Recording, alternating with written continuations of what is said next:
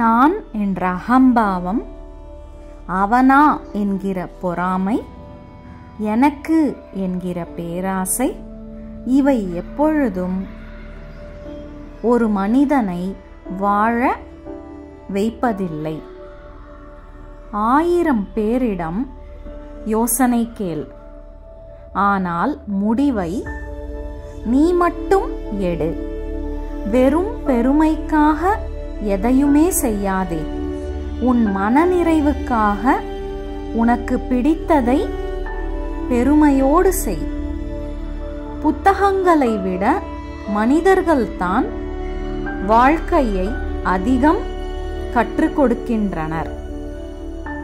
மனதிற்கு பிடித்த ஒருவரால் மட்டுமே அருகில் இல்லாத போதும் தனிமையில் சிரிக்க வைக்க முடியும். எவ்வளவு பணம் இருந்தாலும் நாம வாங்கவோ கொடுக்கவோ முடியாத ஒன்று நிம்மதி.